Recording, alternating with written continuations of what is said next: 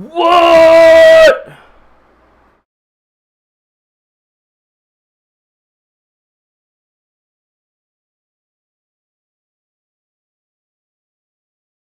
Let me get a baconator. Type shit.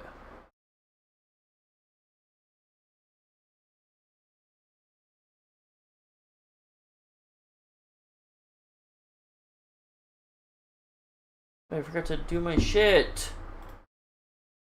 Why is it unlisted? Wait, don't look at that.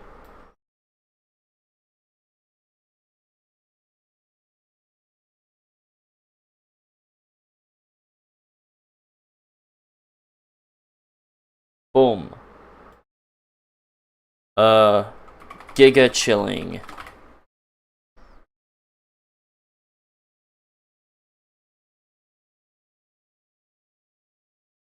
Type shit, buddy.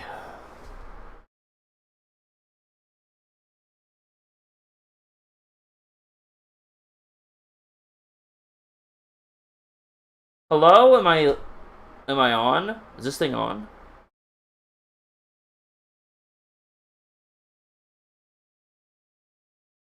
Check it out. Go to YouTube. Oh. It's right here. So, what the fuck is happening? Type shit. Here it is. Thank God. Ugh.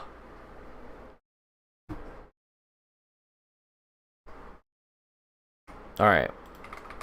What's going on in the Destiny universe? No, they couldn't hear us. What? Yeah, by the way, Erudite, fucking liar, bitch, you knew goddamn well what was going on. They just ended the stream, right? I can't believe this. Unbelievable. No one is here. You're no one. No, I'm not tracking. Going on about. Bro, I just literally joined to end it. Based. Man, I like these games. Well, actually, maybe I could play them. The Black Ops 4 and the Cold War games, but they're too new and they're too fancy, and they're gonna lag my shit when I try to play them. I guarantee it. Let's try it though. Let's go with the big one. Let me get some side monitor content. Matt Bernstein. Oh, this fucking guy. He interviewed one... I don't remember his name. Some Arab doctor guy, maybe?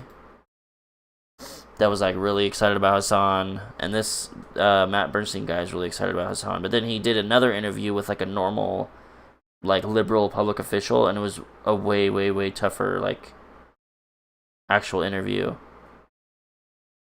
Yeah, see, back here, this is the guy that I saw him interview.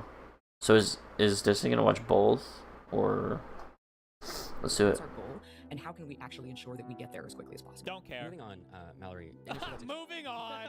Don't care. Moving on. Can I Turn it up. Oh my God. Just nothing? Why even do this? Are very good. They should just do I don't know, like an email back. How about and forth. that? Like, here's a list of How about questions. this? Can you just like answer them, or like do like pre-record a video for us? Like, what's the point of pretending Is that this is loud an interview? enough? She initially defended that policy by saying it's what keeps people safe, but I don't know. Does it? I think it keeps one group of people safe. Why? I can't watch this. They're reading a script. You see they're reading a script, right? Yeah. Look at their eye. They're just reading a script. They don't even care. Yeah. They don't even give a fuck about this issue.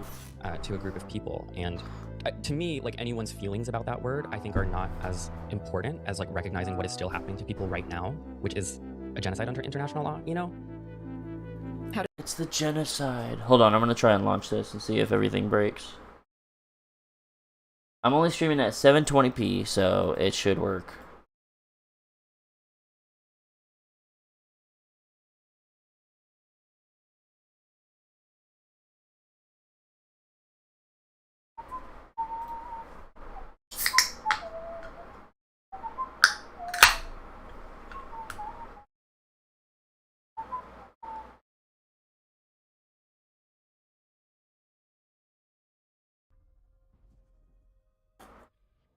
Please work. Bro, it's too quiet. You can't even hear shit. That's fine. I fucking hate the loading screens and they're loud as fuck. Will it work?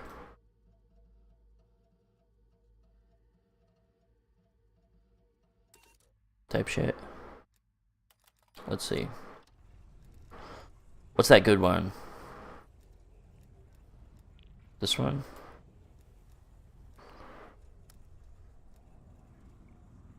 Wait, I don't want to do... Get me the fuck out of this shit. I ain't doing public bullshit, homie. How do I make my own game? No fucking way. Yo, just let me fucking play the game. I don't want any teammates.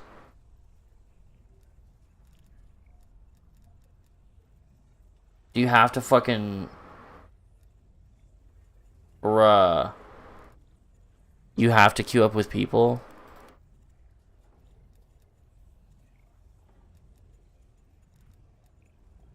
Can we play, or...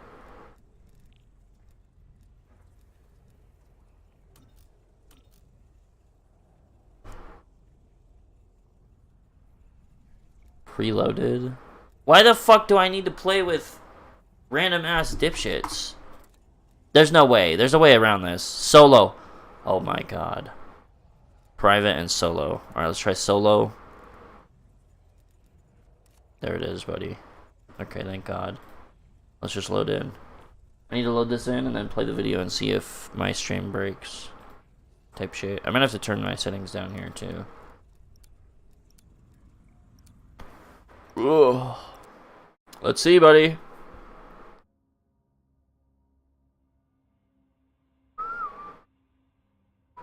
Let me turn on my task manager. Check out what's going on.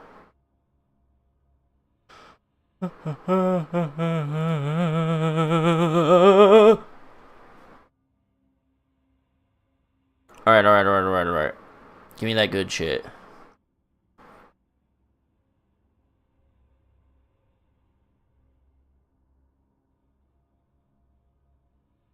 Oh, my task manager's like halfway on my shit. It's okay, hold up. Arriving at Alpha Site. You're clear, strike team. That's a lot louder. Alpha Site. Hold up. Strike team.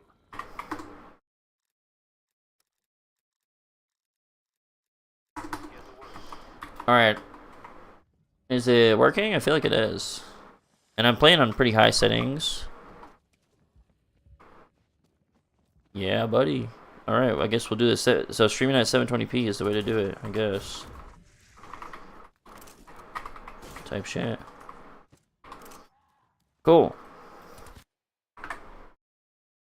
Let me put this away on the side. Oh, it shouldn't be... Why is it still on there? Oh my god, what the fuck is happening? Go to hell. Bro, how do you just see the fucking thing? Hold up. Yeah, fix it. Fix it,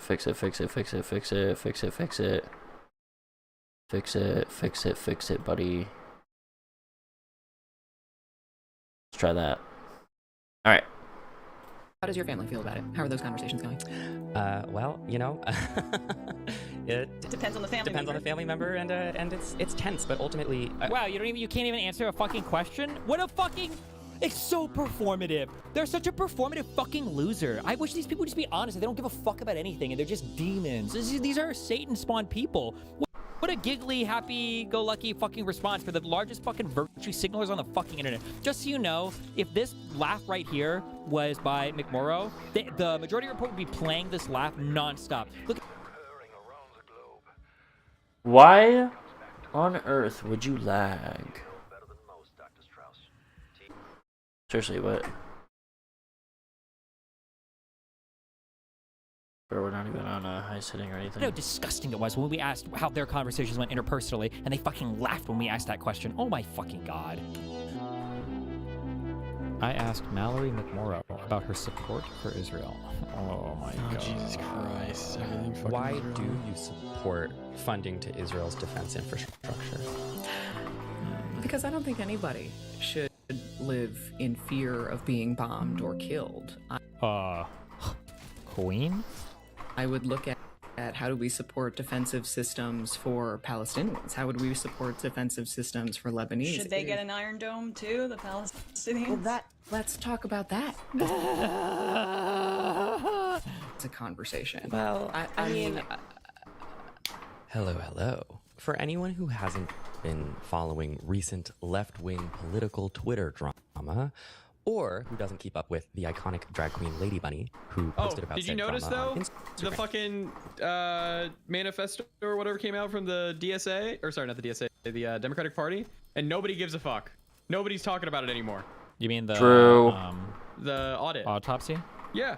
Where's Yeah. all the new? Where's all the coverage? Well, because people wanted, apparently it sucked shit, but people wanted it to be about Israel Palestine. That's the only thing. That's the only Yeah, thing it people care wasn't. about. That's all funny. they wanted. Good. Instagram. This has been a long time coming. Allow me to explain. Why are people so obsessed with this fucking issue? Like all of the online guys, like the what are they called, tankies or whatever, far left dudes, they're all like obsessed with it. It's kind of fucking insane. It's like their number one issue. I don't understand how. Whatever. After I interviewed Dr. Abdul El Sayed, a progressive candidate running for U.S. Senate in the state of Michigan, his Democratic primary opponent, Mallory McMorrow, reached out to me saying that she would like to... Holy shit, A+ reference. Why is the streamer cosplaying as Hito Yui? I don't get it. You wouldn't because you're too young. You don't get it, Moot. I'm getting old, man. I'm 29 now. These You youngins. clearly didn't watch Gundam Wing. It's the What did it's the Benny say? tank top or the wife beater. to be interviewed. I was honestly a little surprised by this, given that Mallory and I have some key policy disagreements. In her race, Mallory is running on the standard Hold up. Democratic liberal Zionist position. Check out the camera. Maybe I'll turn it on today. Put that shit like right here. What?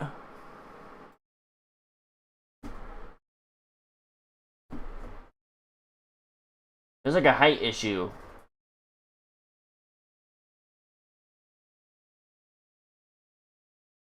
Or some shit.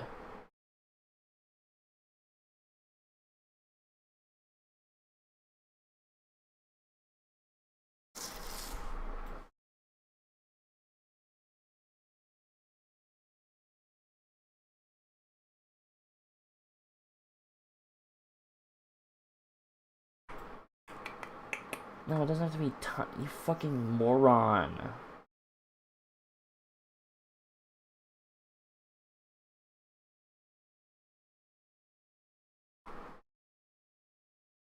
I don't know if I want this piece of shit on.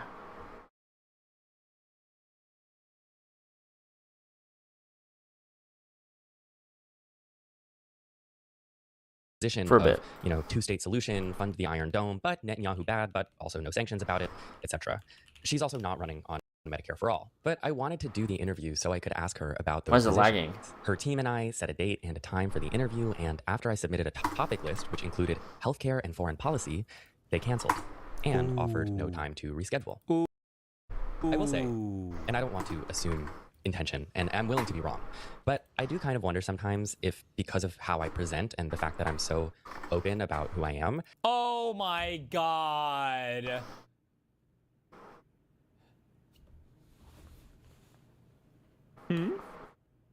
Problem? What? What, they just implied, I'm guessing, I don't even know, fuck me. Is this like a non-binary or trans person or whatever? I got Well, no they said, idea. because this is where they're Yeah. going with this. If because of the way that I present and who I am, they didn't want to do that. That's what it sounds like. Or maybe I is what assumed. it Hold sounds on. like, Maybe yeah. I was an asshole. Maybe I just assumed. Hold on. They're gay. Okay, whatever. I will say, and I don't want to assume intention, and I'm willing to be wrong, but I do kind of wonder sometimes if, because of how I present and the fact that I'm so open about who I am, that people just think I'm like the gay guy, you know, who will talk about gay things. That's the gay guy. Like, I also really like how he goes, I'm open to being wrong. What does that mean? Like, the email, oh no, I'm not homophobic, by the way. Like, Wait, dude, get me the fuck out of here. Oh, the most cancerous thing in the universe is this disingenuous mixing of identity politics and socialism, where they can take off one hat and put on the other whenever the fuck they want. It's so fucking Paste. And not much else. And not to be too like Sex and the City about it, but I can't help but wonder if they reached out to me thinking I'd just ask Mallory about like her LGBT record, you know? But in any case, I tweeted that I was disappointed that her team had canceled, and the tweet quickly got traction, and within a couple hours, her team reached out, and her schedule had opened back up, and we were back on. So, I don't know. Maybe an honest scheduling error, maybe not. Make of it what you will. I had my good friend and host of the Majority Report, Emma Vigeland, join me for this interview. Love her so much. And without further ado, State Senator Mallory Morrow, welcome to A Bit Fruity. Thank you so much. I'm so excited. I've been following you for years, by the way, so this is very exciting for me. Oh, wow, that means so much to me. Seriously though, I know we had like all of this like scheduling drama, and you know, I know in the Does she know what's coming then? Very easily just been like, I'm not going to do this one, and it would have made sense to me. So it really Imagine talking all that shit after actually getting the interview. Like, what the fuck? does mean a lot to me that you're here today, and I also know that like a lot of Michigan voters listen to this podcast and see this, and I think they're probably really grateful that you're here. What? I mean, balancing, you know, running a statewide campaign. I'm the state Senate Majority Whip, so I've got that whole job, and I have a 5-year-old. So our schedule, my scheduler is everything. She manages to piece it all together, but I'm really grateful that you rolled with us to make it work. Yeah, absolutely. So let's get into it. State Senator Mallory Morrow, you are in this 3-person primary race for the U.S. Senate representing Michigan. That's really captured the attention of the country. And I want you to help us characterize it a little bit for people who might be hearing about this race for the first time. You have these 2 opponents, right? On one hand, you have Haley Hey, Stevens, don't laugh at me. Fuck you. super pro-Israel, It's sort of very an extension of It's Shrimple. Oh, tomorrow I will. You're lying. like Chuck Schumer's brand of the Democratic Where's Party, TTS? I'd say. Pretty old It's coming. Ask Jader. He's supposed to be the one to make that. guard. Haley Stevens was notably booed at her own Michigan Democratic Party convention recently. I'll throw a video in there if I can find it. Boo! Awesome. Holy shit.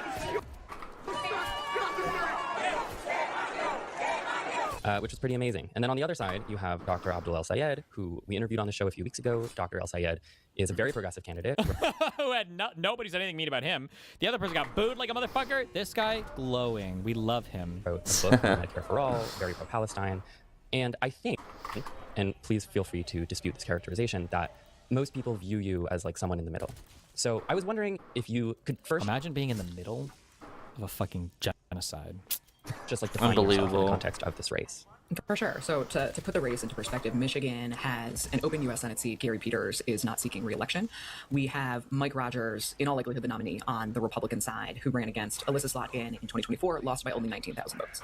The Republicans and Trump view this as their best chance to block Democrats from having a path at taking the U.S. Senate. They're spending, the Senate leadership PAC announced $45 million that they're going to be spending in Michigan, which is more than they will spend in Georgia, Maine, Iowa, Alaska, New Hampshire. So this is it. So it makes sense that this has sort of captured the attention of the country, and we have a fiercely competitive Democratic primary. You do. I should add, so people know, sorry, don't mean to cut you off, but it's like, depending on what poll you look at, which are coming out like relentlessly, it's like neck and neck with the 3 of you. Yeah, and I think that's a good thing, but your characterization is right. You know, what I firmly believe is that the Democratic Party needs a reckoning, that the old guard establishment of the party has really let us down. The first question I was asked when I got in a year ago was, would you support Chuck Schumer for leader? And I said, no. Apparently I was the first candidate in the country to say so. And what I know is that Not in good enough. Michigan, we have built a very different blueprint.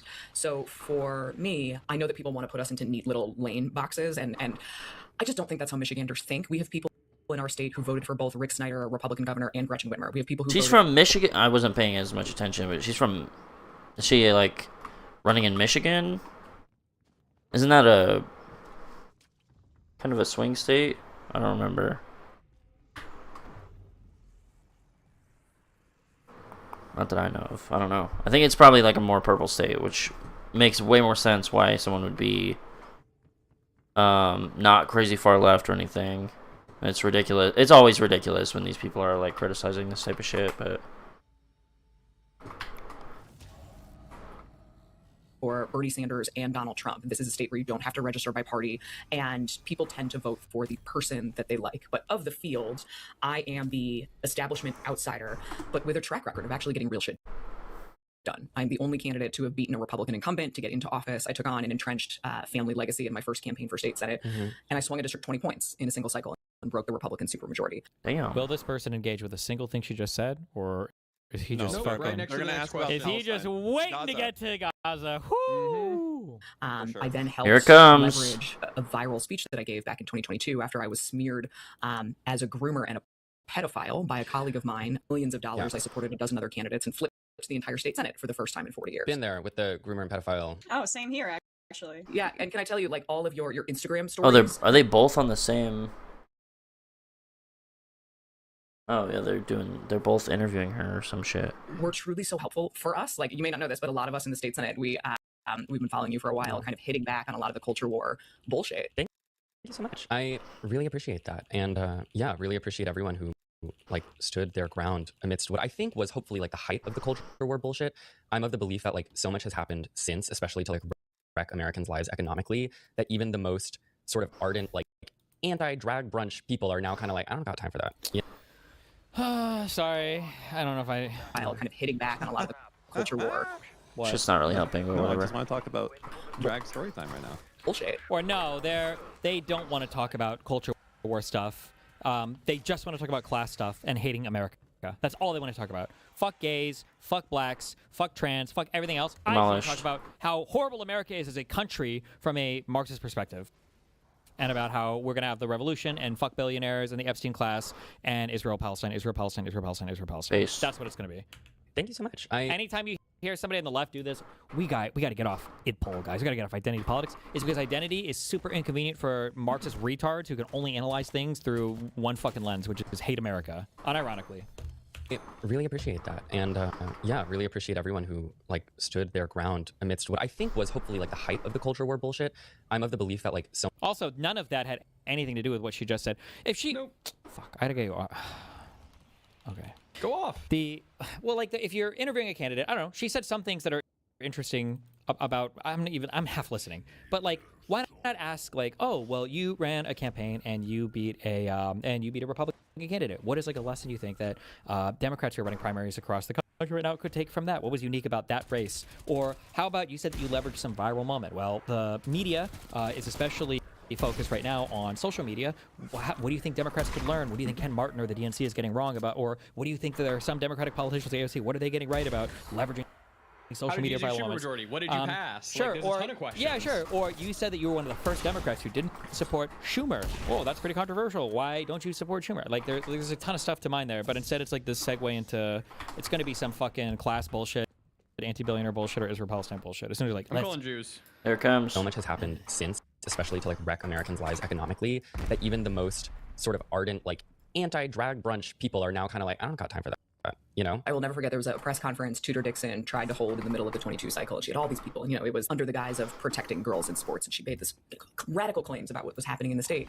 And there was this incredible local news broadcast that it talked about her press conference, and then the reporter pressed her, can you provide a single example of somebody being hurt in sports in Michigan? And she said no. And then they cut away to a protester who was like, I just need affordable housing. Like, I can't afford anywhere to live. And I think that's why, you know, the speech that I gave then blew up the way that it did, because I made a point of saying people who are different are not the reason your healthcare costs are too high. And we can't let people who are hateful people distract from the fact that they're not actually doing anything to help you. Yeah, and I want to talk about some of those economic issues, namely healthcare. I know going into this, we want to talk about foreign. He doesn't want to talk about healthcare, by the way. Well, we'll see. Sorry. Well, they want to talk about Medicare for all. Yes, that's it. Nothing else. Medicare for all. Will you commit today that when you go to Congress, you will watch every single American die before agreeing to anything besides maximally endorsing Medicare for all? Well, I don't know. We'll see. I don't know. I'm just being based policy and healthcare, because especially, you know, if you're representing Michigan on the national stage, then, you know, these are things that people really care about. So, Senator McMorrow, with regard to healthcare, you support a single-payer option, which is different from something like Medicare for all. Oh, the public option? The public option? Why don't you just say right now that you want to shove a dagger into the back of every single sick person in this country, you disgusting demon witch? For universal health care. I wanted to play a clip for you that's gotten some traction of you speaking about option, which I really care about. So, Senator McMorrow, with regard to healthcare, you support a This is McMorrow. single-payer option, which is different from something like Medicare for all. Oh, the public you know, these are things that people really care about. So Senator McMorrow, with regard to healthcare, you support a single payer option, which is different from something like Medicare for all. Or Oh, the public option?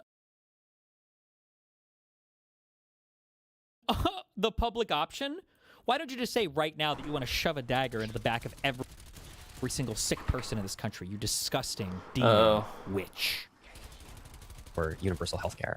I wanted to play a clip for you that's gotten some traction of you speaking about. By the way, public option, it would be the most radical healthcare system America's ever had. Even the ACA was the most radical, well, I don't know if I would say that, or like Medicare or something, but like was a very radical step in a direction towards universalizing some minimum standards for, you know, healthcare for the United States, and did a lot of things to patch parts of our healthcare system. Public option would be an amazing addition to the U.S. healthcare system if you believe that covering more Americans at cheaper costs is an important thing.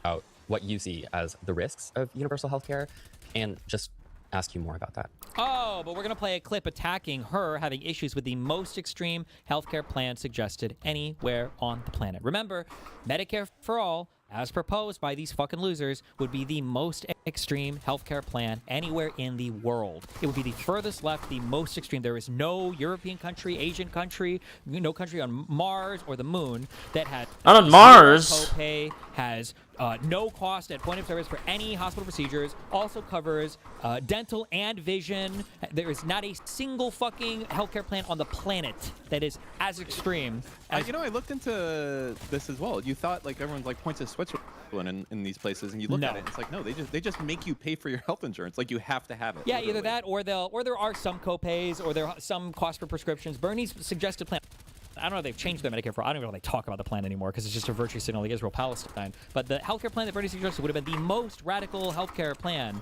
more extreme than any other healthcare system on the entire planet. But they pretend that it's just... cost? I don't know. I'm sure it'd be a lot. Off top of the dome? I mean, you could make shit work, and then based on what we do now. But it's so cringe that like the only acceptable answer is literally the most... The maximalist. Maximalist thing. More maximalist than any other planet on the planet. It's so stupid. Sure. Also, you're new to the pod and learning that I don't have a producer, so when I say like, I'm gonna throw something up on the screen, what I mean is I'm gonna play the video from my phone into the microphone. Oh, that's incredible. Okay, perfect. What? You know, sorry, you're welcome. Some people conflate Medicare for all with universal health care. But Medicare for all, when it's actually defined, is one singular government-run healthcare system that we are all on. Now, I want you to imagine what that would look like with Donald Trump and RFK Jr. at the head of it. Emma, do you want to take this? Yeah, sure. So, Oh my god, and they got to do the layup, the 2v1. Okay. Oh boy. Oh boy. so State Senator McMorrow, it feels like the implication... Wait, is that what she said? Is that it'd be the most extreme healthcare in the world or something? What was this? Oh, that's incredible. Okay, perfect. You know, sorry, you're welcome. Some people conflate Medicare for all with universal health care. But Medicare for all, when it's actually defined, is one singular government-run healthcare system that we are all on. Now, I want you to imagine what that would look like with Donald Trump and RFK Jr. at the head of it. Emma, do you want to take this? Yeah, sure. So, Oh my god, and they got to do the layup, the 2v1. Okay. Oh boy. Oh boy. so State Senator McMorrow, it feels like the implication of your framing there is that government healthcare programs shouldn't be trusted because Trump and RFK Jr. are leading them. Are there other programs? Bro, what the fuck is this fucking thing? Why the fuck did this give me a shovel? I've never seen this in my entire life. Specifically healthcare programs or social programs you think should be cut because Trump and RFK Jr. are currently in charge of them? Oh, does she know? Now I want to know. I can add this to my list of ambush interviews. Did she know that she was coming into the I have the no fucking idea. cage match? I wonder if she knew. She might have just... I got you for 3 minutes. Person. I don't know. Especially with one of the dumbest fucking people in media today. Emma, $50,000 a year grade school tuition vigilant. That's not an exaggeration. Fuck me, dude, these people. No, that's not at all what I intended. And, you know, why fundamentally and firmly believe that we need access to universal health care. We need to get there as quickly as possible. In the state Senate, I have led on efforts to codify the Affordable Care Act on the state level so you can't lose your health care with it. She's not even listening. She doesn't give a fuck about anything you say. She's going to follow it up with another hit piece question. Well, I don't know. Maybe I'm wrong. We'll see. Maybe she will engage with something that McMorrow says here. Maybe. Pre-existing condition. We repealed our 1931 abortion ban. We helped expand a program called RX Kids statewide, which is a cash grant program for new moms and babies. We've expanded access to doulas and to midwives. We've done so Stop much. lagging. This is such a big issue. And what I know is that people can't afford to wait. The idea that we should hold out just for one solution, to me, is just not what I've experienced in governing. You know, the next U.S. senator would be one of 100 members. And the votes for a true single-payer system simply aren't there. Now, there have been multiple states who have implemented state-level public options, and in those states, not only have they vastly reduced the rate of uninsured to next to zero, they've also reduced the cost of private health insurance. That is something that, as we look to how do we get to universal health care as quickly as possible so people aren't going bankrupt, they are not denying themselves care. You know, I am somebody who graduated from college right into the recession in 2008 wanting to be a car designer, so I did not have health care. I couldn't stay on my parents' plan until 26. Having that real public option, anybody who wants to opt into Medicare, regardless of age, can, while also ensuring if you want to keep your plan through your union or through your employer that you can, I believe, is the best way that we can get to universal health care as quickly as possible. We can talk about, I think, the merits of the public option and versus Medicare for all, but the public option would still be run by Donald Trump and RFK Jr. or whoever ends up being a Republican if they take over. So, additionally, the entire... It wouldn't be as radical. So, okay, so zero engagement on anything. Nice. But it wouldn't be as radical because the public option is just that, a public option. If it gets too corrupted, you still have private insurance that you can opt to as an alternative. To be fair, I don't actually like Mick Morrow's answer that, like, I don't want to have the government in charge of this because if we have a really bad person in government, it'll be fucked. Because technically, Trump could fuck up anything no matter what at all. But, like, this is that still... what she actually said in this interview? In the one that she gave on stage, she was basically saying, imagine if we have Medicare for all, and then Trump and RFK Jr. become president. That is pretty spooky because... Answer. Well, yeah. I mean, because they could have fucked the public option, but, like, imagine RFK Jr., imagine they say we're not covering vaccines anymore. Well, this already happened. Like, when I go to the last booster shot that I got, yum boosters, I want to say it cost me $260. I think that's because RFK, what? didn't they, like, not cover or not subsidize these anymore? Or am I making this up? Does anybody know what I'm pretty talking sure about? they don't anymore. Yeah, but I think they used to. But I think that they said that now, as long as you have to have like a fucking prescription basically from a doctor saying you absolutely need this vaccine, and without it, it's like you have to get like you have to pay the maximal cost or whatever. I think it was like $250 or whatever, or $260 for a booster. I was like, bruh. So like, imagine them being in the control singularly of the entire healthcare system. So it's like kind of fair, but not like the best. I don't think it's like the best argument in the world, but it's not like the worst argument in the world. But yeah. Republican parties against Medicare for all and single payer. So it's almost an assertion that Democrats shouldn't pursue Medicare for all or even single payer because potentially Republicans could get back into power and control it. I mean, that is the implication of what you said. I don't think that it is. I think that's a mischaracterization. How would you characterize it then? Queen? You talk a lot on the trail, and you want to make some jokes, and you want to help people understand where you're coming from. She's taking the joke route. It was just a joke. Do you think she was somewhat joking? I don't know, actually. Well, now I would need to see the full speech if we're going to say it was a joke. Yeah, true, because that is kind of a dumb... That's not like a full, real argument against the Medicare for all stuff. I would... You know what he said, basically. Show me the speech. This is an administration that has slashed access to mifepristone. This is an administration who intentionally withheld SNAP benefits, even though we had the funding to pay for it in Michigan. That's 1 million kids who are on SNAP right now. I don't think we should shy away from the incredible damage that this administration is inflicting on government programs. Here in the state, I'm on the Appropriations Committee in the State Senate. We are having to backfill state Medicaid because they've vastly slashed access to funding for us. The one big awful bill means that Michigan stands to lose 13 rural hospitals. We've already seen a birthing center close in the Upper Peninsula. Now women have to drive more than 50 miles to give birth. I don't believe that it's out of line to highlight, hopefully with some humor, we're allowed to laugh sometimes, some of the incredibly damaging things that this administration... Can I just say that's a really good talking point I haven't heard any other Dems say? What? Maybe I haven't been listening. The one big awful bill? Oh. Well, it's probably because it's already passed and no one gives a fuck. But no, yeah, I know. Well, I just feel like Dems need more catchy fucking phrases, as stupid as it is. Like, yeah, well, the reason why we have no catchy phrases is because we can't like get anything off the ground because it's one person will say it and nobody else in the lib media like picks up on it because we don't have the whole fucking the meeting rooms with the conservatives or the tankies who are like, all right, guys, this is what we're gonna say today, like these guys do. And has done while we are also advocating for what we would do if we get back into power, what we're going to propose, and how we're going to get there. How do you build a coalition to actually implement a policy that restores healthcare for people as quickly as possible? That was a decent answer. Not gonna get you there. minute. Hit her up with the next gotcha question. Let's go. I think the rub there is just that the framing kind of undercuts the idea of universal programs because the bad party can take over at a certain point. And, you know, I want Democrats to be talking about how government can provide social services for people. I think that needs to be a core part of the brand proposition. And, you know, another part of your assertion was that Medicare for All is, I wrote the quote down, one singular government-run healthcare system that we're all on. Can you elaborate on that? Because Medicare for All is a replacement for private insurance with a single government payer, like Medicare is currently. It's not government-run healthcare. Sure. So technically true, depending on the phrasing. I don't know if Bernie specified this or not, because you still have private hospitals. Although at some point, I don't really know if this matters, or if it would eventually change into all government hospitals, because if you have one singular insurer, one singular payer, then that means that theoretically, and this is what I think they want to do, is you can price control every single aspect of the system, which I'm not sure, but I think that necessitates at some point that it's all just government ran, right?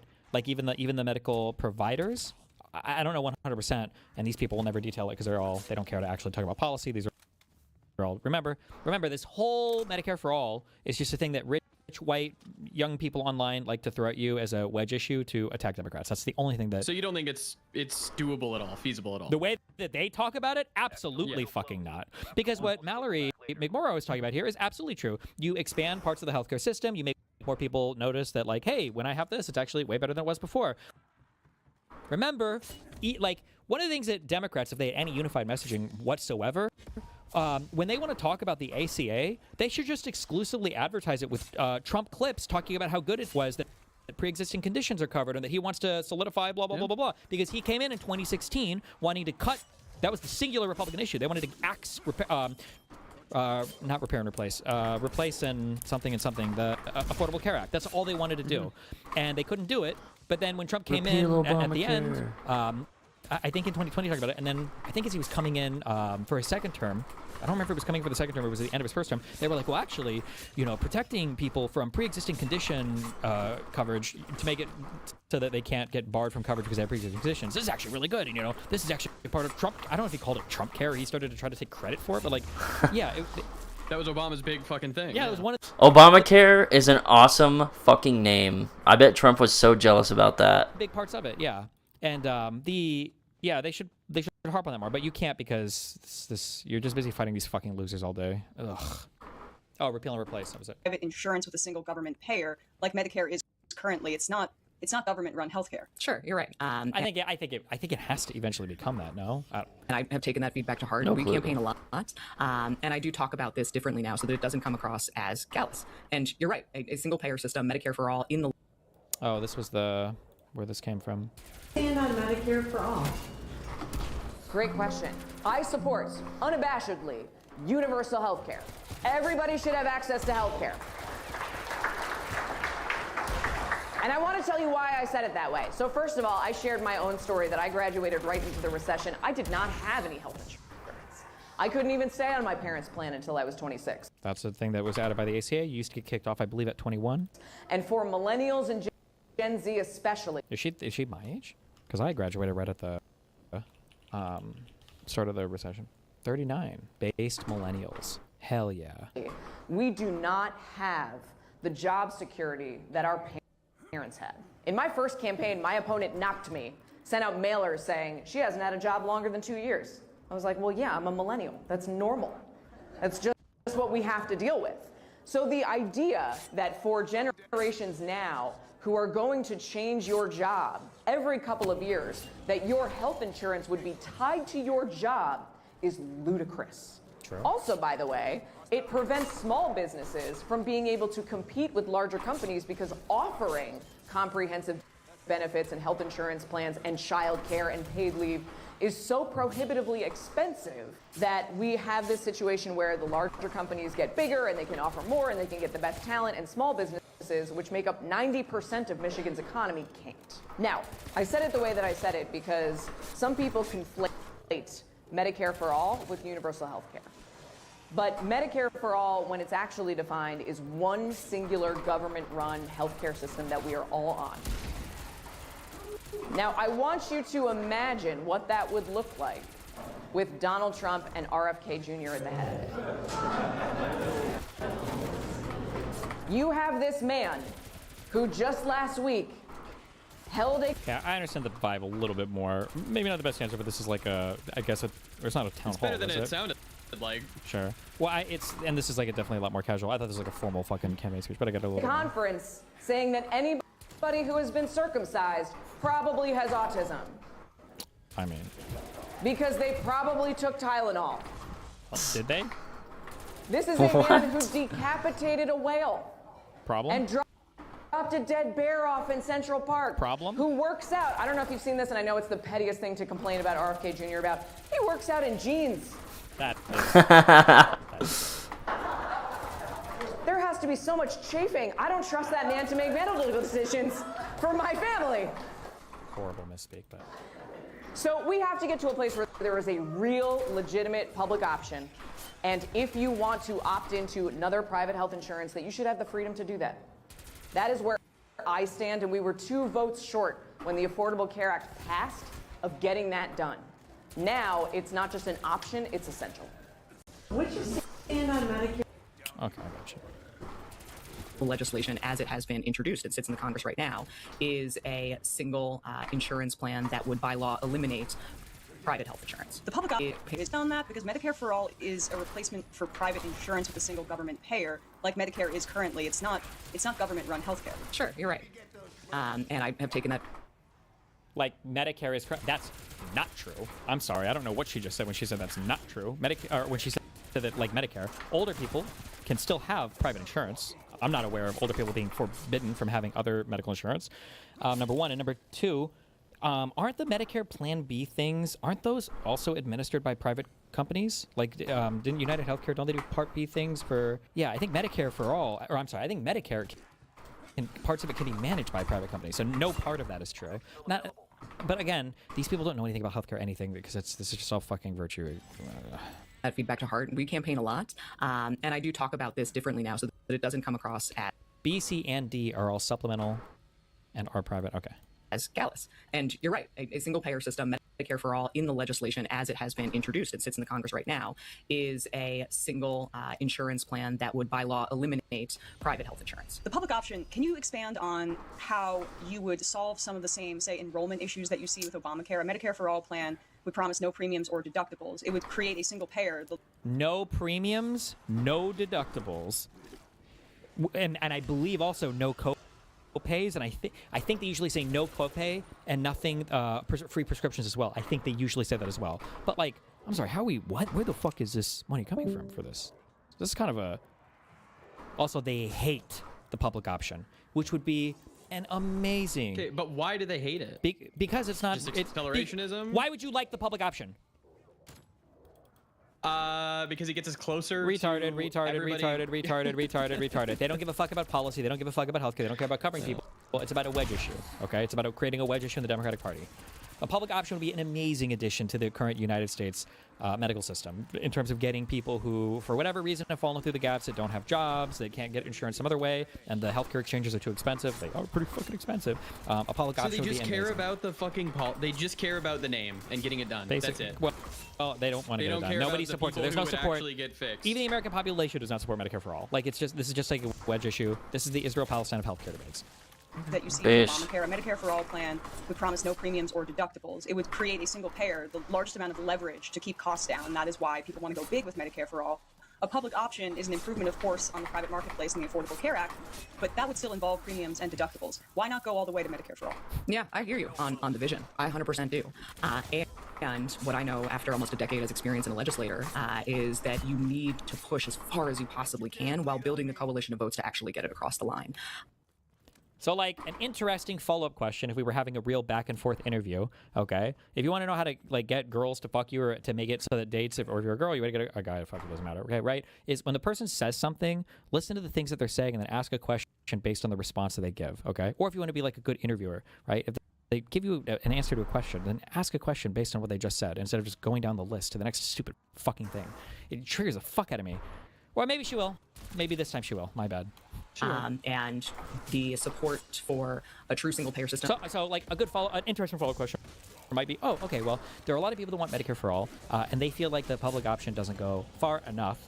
maybe you can talk about like, well, how would you message a public option to those people? How would you sell it to those people? Or if you think that a public option gets us on the road to Medicare for all, what is the time frame? Look at that, I guess. I don't know. The real question would be, what can we do to get as many Americans as possible on board with a public option? Like immediately, because if these progressives and these socialists and these Marxist-Leninists and these spoiled fucking rich kids all the time, they always say, all of America wants Medicare for all. All of America wants. Why the fuck don't we have it yet? If everybody wants it, is it really the billionaires? Are they that powerful? Because however much support exists for Medicare for all, there should be at least that much for a public option, and then more, right? So if Medicare for all is just not quite there yet, then do the public option, and then once you have that, the jump from where we are now to Medicare for all is going to be larger than the jump from a public option to Medicare for all. So why not push for the public option? But just because they don't care. They don't care about the policy or sick people or anything else. It's all just fucking wedge issues to them. Isn't there yet. It just isn't. So for me, what I know, I have constituents today who have canceled their ACA plans because they see their premiums have gone through the roof and they're just praying that they don't get sick and don't go to the hospital. Allowing for anybody who wants to opt into Medicare regardless of age helps us get on the path to universal health care. And I'm also somebody who fundamentally believes states are the laboratories of democracy. This is where we try things out. This is how our country was established. Oh, I hate there's that only one. been one state who's ever attempted a true single-payer system, and it was Vermont. And they abandoned that 15 years ago when they couldn't figure out how to pay for it. And We didn't have AI back then. they couldn't figure out the implementation. Wait, even John Oliver acknowledged this to be the most radical plan in the world. Wait, would really? be covered, and they'd be covered. Oh, 6 years ago. Well, Bernie's plan is incredibly generous. It covers vision, dental, long-term care, and drugs. In fact, Medicare for All is a misleading title because Medicare requires some co-pays and out-of-pocket expenses. Oh, true! And Bernie will excitedly tell you his plan eliminates those. Under the Medicare for All bill that I wrote, premiums are gone. Co-payments are gone. Deductibles are gone. All out-of-pocket expenses are gone. He's right. Hospital bills are gone. Co-payments are gone. Cell phone payments, gone. Flat tires, gone. Geico commercials, gone. All the things you hate in this world will be gone, and all that will remain is you. Geico commercials. Fuck that lizard guy. Fuck that gecko. Bernie's plan isn't just more generous than most current private insurance plans. It's more generous than the policy of any single-payer country on Earth. And there is a good case to be made. Thank you. Good job. Okay, cool. If you don't believe me, listen to John Oliver. Where we now have 3 states who are running public option systems within their states that have gotten us much closer to the goal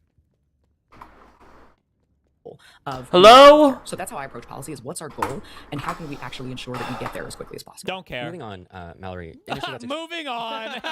Moving on. Can I tag team my buddy? Oh my God! Just nothing.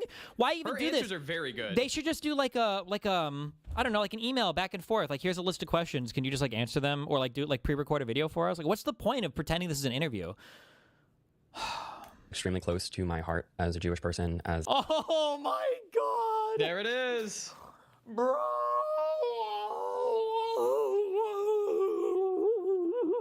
Jew.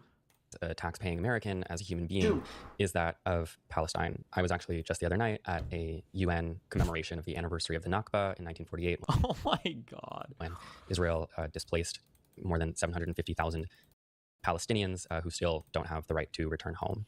So when considering people who are running for federal office, people who could determine the future of the U.S. relationship to Israel and the effect that that will have on Palestinians, Lebanese people, and Iranians, I know this issue is one people who listen to this show, for one, care a lot about. And of course, you are also running in Michigan, which has a large Arab population, which, you know, that was very consequential in the 2024 election when many of them withheld their votes from Kamala Harris as part of the uncommitted movement. So I want to make sure people have a really clear understanding of your position. Also, for context, your opponent on one side... Have a clear understanding of your position. By the way, your opponent, the fake doctor guy, he wants fucking every Jew back to Berkeley. I'm sorry. I shouldn't actually say that. I actually don't know what the El Sayed guy's position is on Israel-Palestine. I do know that on the website, his position on Ukraine seems pretty based. So maybe he does have a realistic position on Israel-Palestine. I actually don't based. Know. Abdul El Sayed, he opposes all funding to Israel. And your opponent on the other side, Haley Stevens, is endorsed by AIPAC. Enough said there. So I wanted to highlight your approach and ask you about it. On your website, you write, quote, "The path to lasting peace between Israelis and Palestinians lies in a two-state solution with a democratic..." Oh, big mistake. Two-state is not acceptable anymore, remember. Jewish state of Israel existing safely along a democratic Palestinian state. Whoa. Kay from YouTube. It's so fucking insulting listening to Emma feign caring about costs while coasting off her $350,000 private $350,000 private elementary/high school education, and then her private lib arts college degree, probably all paid by daddy, obviously. Two-state solution with a democratic Jewish state of Israel existing safely along a democratic Palestinian state. You write that the flow of aid to Gaza, quote, needs to be restored, that Israel's expansion into the West Bank, quote, must stop.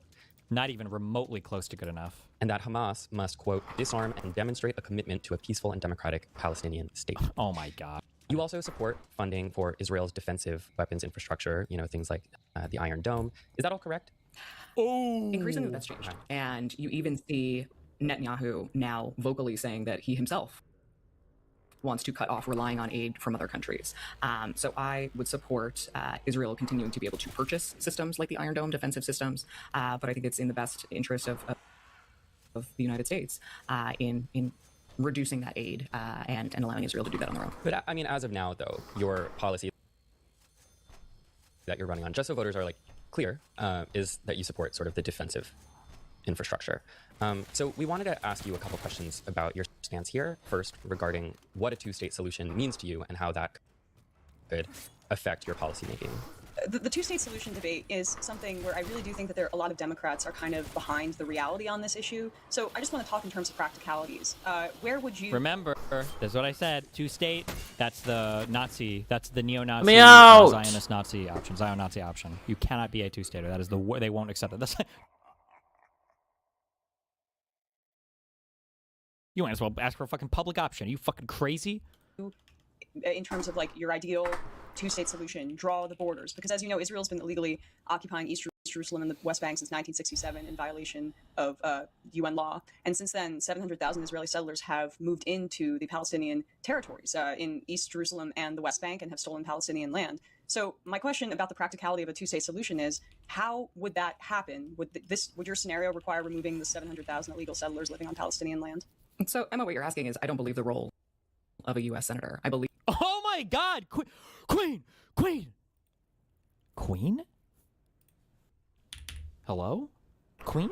Of a two-state solution is, how would that happen? Would your scenario require removing the 700,000 illegal settlers living on Palestinian land? So, Emma, what you're asking is, I don't believe the role of... Wait, what was her question? I'm sorry. Require removing the 700,000 illegal settlers living on Palestinian land? But by the way, not even the Palestinian delegations of the past have made this request. This isn't even a thing that they have demanded, because they don't actually care that much about the... Well, I shouldn't speak for all. I don't know what the fuck anybody wants these days, but generally Green Line settlements don't really care that much about. East Jerusalem?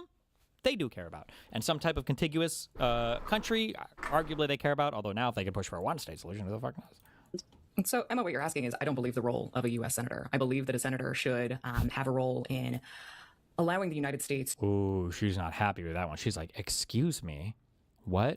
Remember, for our hostile interviews, right? We're asking for discrete facts, tough follow-up questions, push until the opposing party squirms or cannot answer.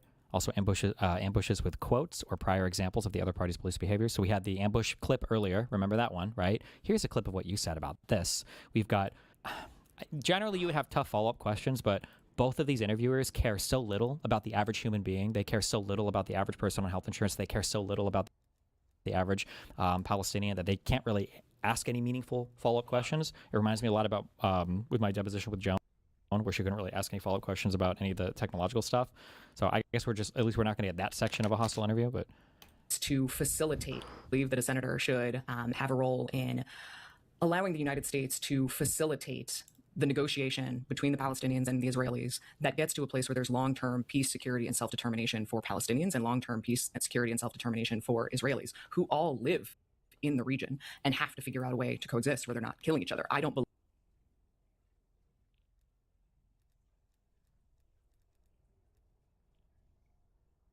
What the fuck is happening, bro?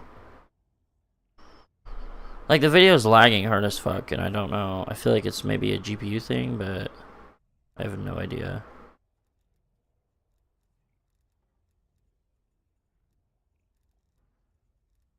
I'll turn my texture down to medium. Surely this is enough.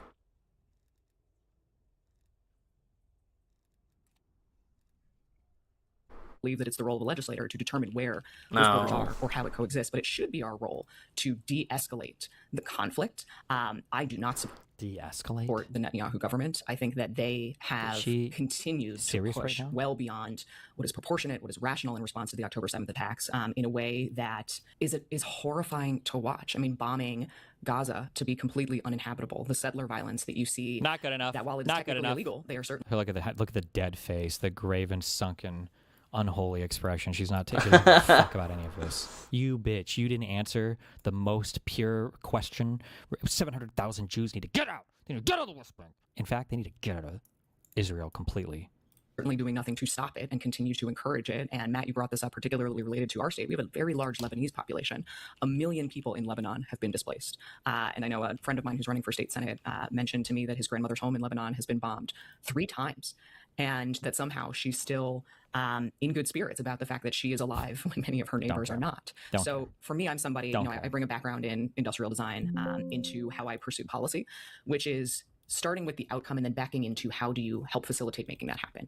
What I believe is that there is broad shared beliefs across our constituents in both the Jewish community, the Arab community, and frankly for... Watch Emma's eyes. What is she doing? Oh, she has like a paste bin or whatever, or like a word pad of questions to ask from. This is why they can't ask follow-ups or whatever. But it's pretty clear that Mallory more prepared for this and knows how to answer the question well. I mean, this is a state senator running for the U.S. Senate, so I mean, she's not an idiot. But I don't know if Emma can actually meaningfully follow up with any question on any of these topics because she's just woefully ill-informed. She thinks that everybody from Africa looks like a black, dark person, as like this is the level of foreign policy that we're on with this fucking idiot. People who are not directly impacted by this, who are horrified beyond belief at the ongoing violence, suffering, chaos, who simply want the violence to stop and see the United States has played a role in continuing the violence when we need to play a role in ending it. And I hear what you're saying about you don't want to draw specific boundaries. I understand that. Don't but care. I think it's important to dissect what a 2-state solution would actually entail. Do you believe that that should involve some sort of reparations? Sleepy Joe Biden, thank you for the 20 gifted tier 1 subs, buddy. For Palestinian land that has been stolen, because increasingly, if you look at the map of the West Bank, it's being taken over by Israel. So there would have to be either a forcible removal or Palestinians would have to be crammed into even smaller and smaller territory. I love how she says forcible. You mean an ethnic cleansing, right? Just say that. Use their terms, by the way. You want to ethnically cleanse Jews from the West Bank, which is base, by the way. And to some extent, it should happen. But at least use the right words, Emma. What do you mean forcibly remove? You guys like the term ethnic cleansing now, right? Yeah, and again, I go back to the United States role. A legislator's role should be helping to facilitate between the negotiators and something that allows for that peace and security for Palestinians alongside Israelis. I don't believe that that is my role to dictate, to put on, to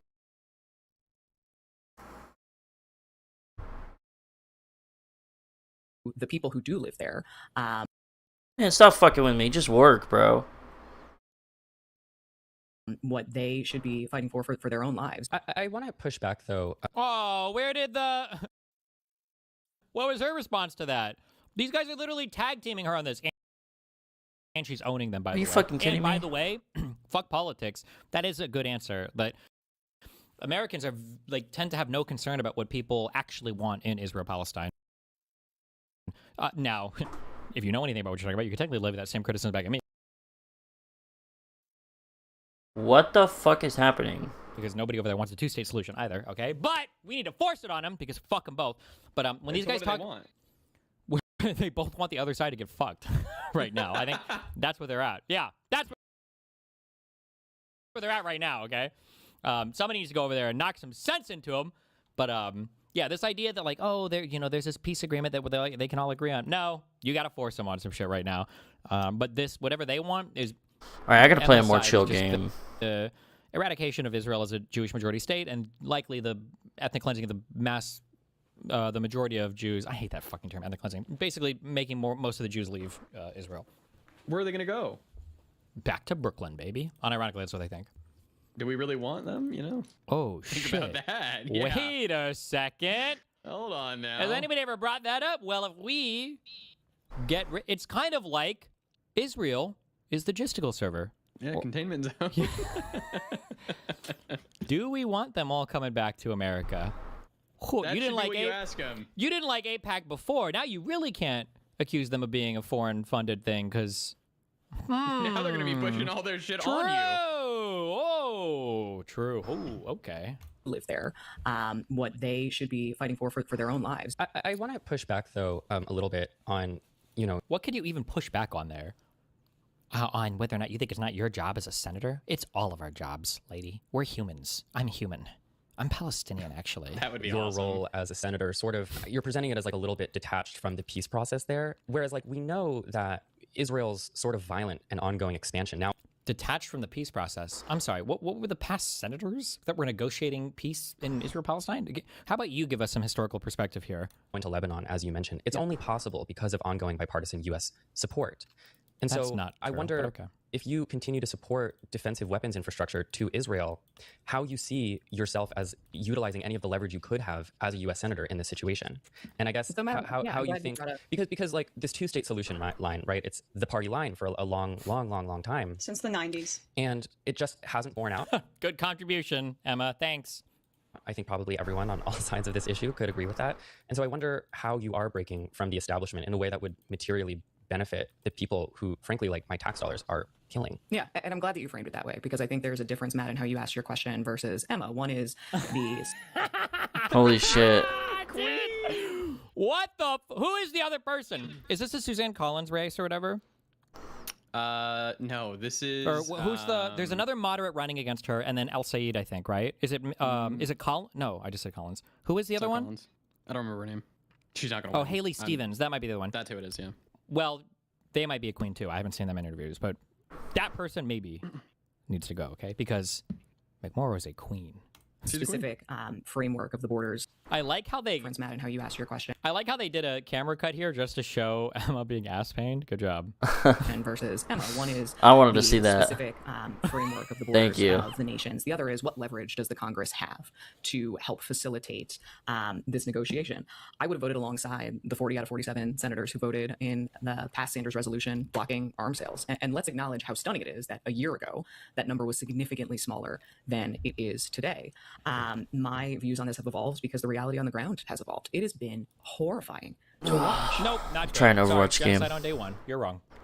How Benjamin Netanyahu and the far-right government have prosecuted this ongoing war against Palestinians, against Lebanese, against Yemenis, in a way that the United States cannot support. Simply put, the Congress holds the power of the purse, holds the power of funding and resolutions, and that is where I would view my role in coming in is keeping an open door to everybody within our community.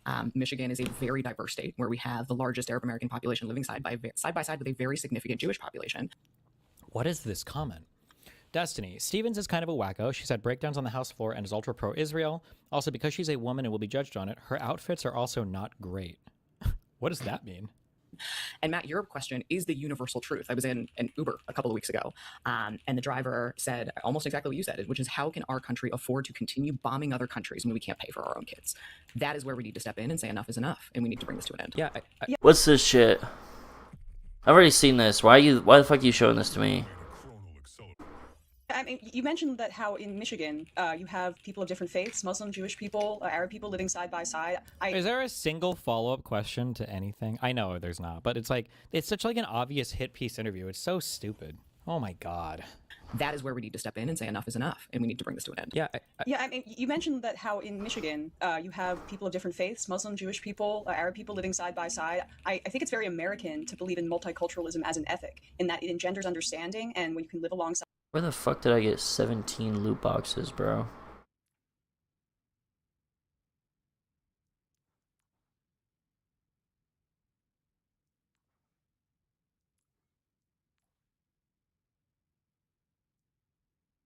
Alright, how do I get these? Events, 10th anniversary.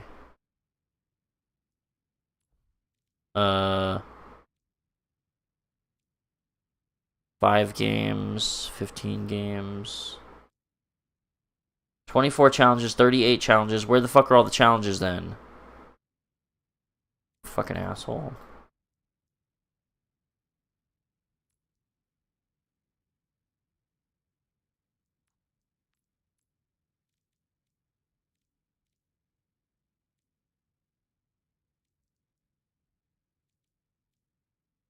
Let's just play games. Play games as support.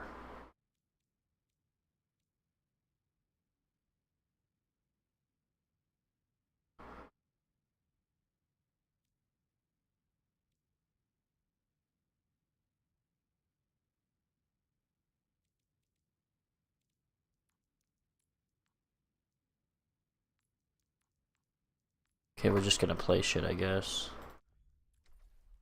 Anything fun? Overwatch Classic, October 2020. Is it 6v6? Yeah, we'll try this.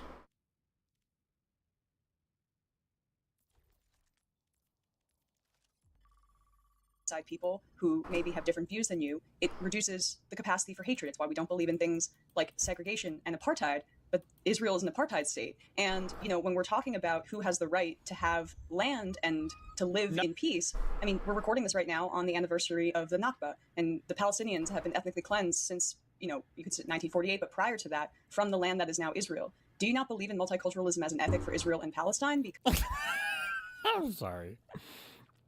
It's just the whitest, most American kid take. Why can't I think you guys should have multiculturalism in the same way in America? We all get along with the multiculturalism, just like in Dearborn, Michigan.